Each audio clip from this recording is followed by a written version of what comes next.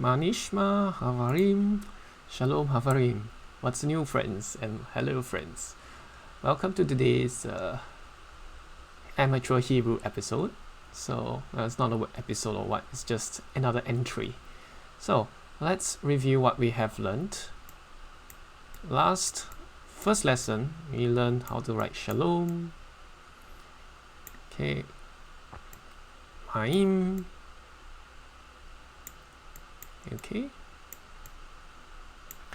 Okay, Shalom and Ma'im. What did we learn last week? Well, last week we learned Chesed. Okay? So, you should know this repertoire of Hebrew alphabets already.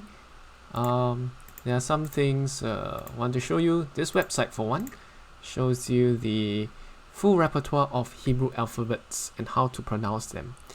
So they call it the Aleph Bet. I think it's like after English alphabet, you know. So they have Aleph and Bet. So Aleph, Bet, Gimel, Dalet. So we have learned Dalet already. He, which is the H, Vav, which is the O or V sounding OW or V sounding word or letter. Zayin is Z, Chet, which is the first letter in Chesed. So, and so on and so forth. Okay. We also learned Samech, I think. I'm not sure if I'm pronouncing it right. This is the S sound, one of the first S sound. And Shin, which is the first letter in Shalom. This is called Shin. This is SH or S sounding. Okay, so then you have Lamed, which is L, Mem, which is M, and there are two Mems over here. One is the form that you write at the end of the word. The other one's the form that you write elsewhere, everywhere else. Okay, so that's 3 words for you. And today I want to delve into some new vocabulary. Specifically from Biblical Hebrew, Deuteronomy 7. 2 words I want to highlight today. Bahar.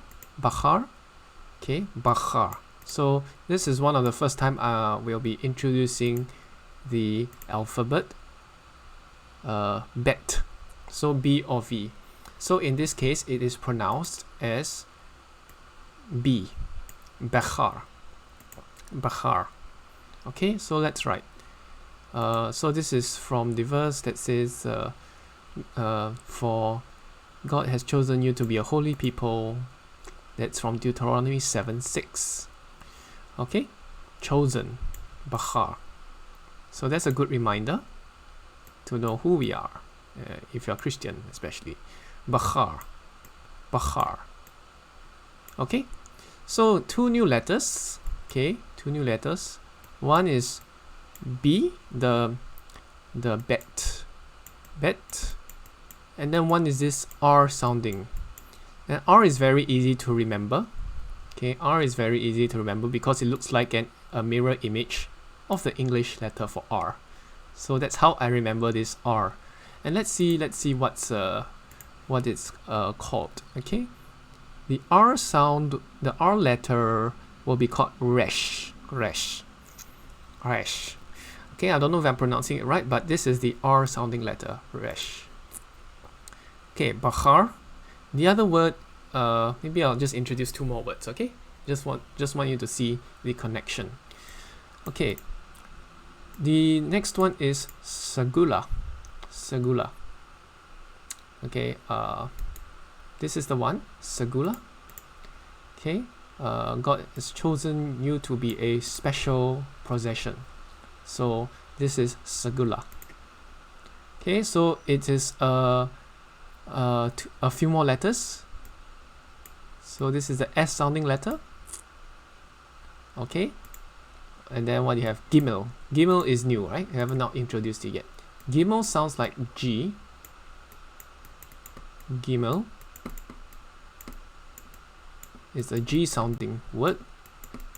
Okay, however, it looks okay. The most interesting thing I mean, it looks like the Greek letter for lambda, but it's inverted, and a lot like the proportions are different. Okay, so this is a new letter. Then you have lamed, I think. What is it? Lamed, yeah, lamed. And you have the H sounding letter. The H sounding letter is hair.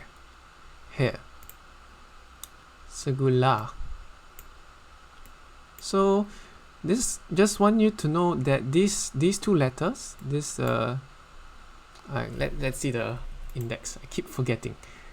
Hair is the H sounding letter, but het is the CH sounding letter. So these are two very similar ones. There's a CH. This is H. Okay. Segolah. Okay. Okay, let me delete. Let's highlight what the new letters are. So there are 4 new letters today. Segolah, which means treasured possession.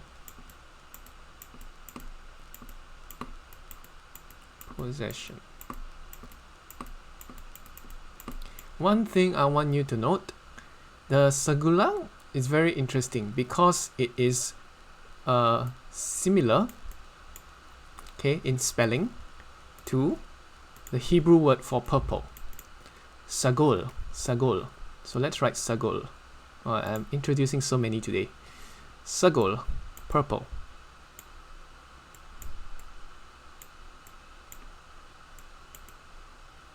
Okay, let me write my lamed properly. Okay, so this is purple. Alright, purple.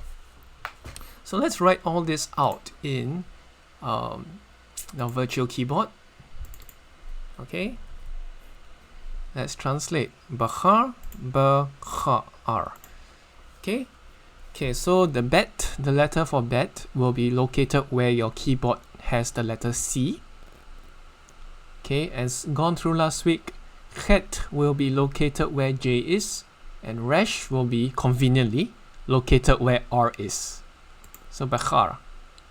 So if you Google translate bahar, it translates as select or choose. So it carries the idea of choice.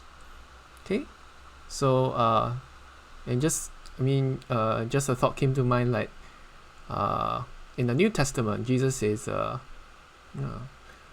you did not choose me, I chose you. Okay, in Hebrew, choose is bahar. You are chosen people, right? Chosen people.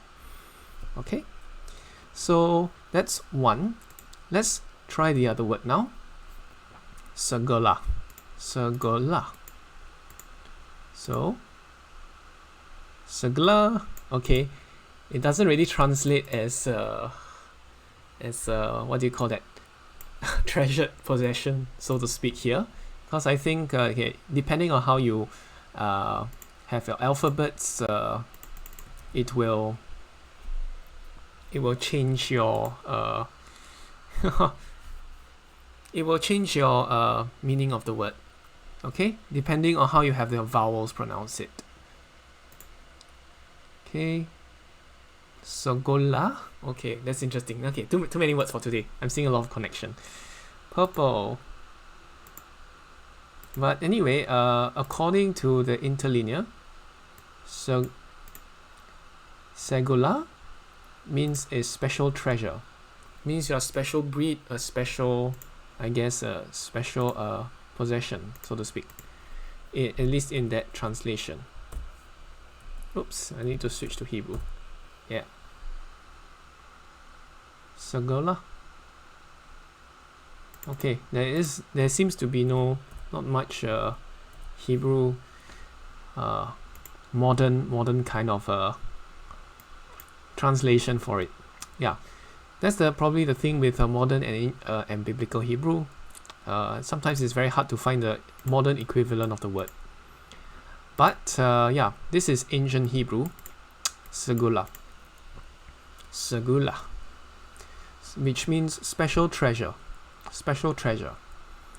Now, what I want to highlight, okay, what I want to highlight is in ancient times, purple is always described as a color of royalty, right? Royalty.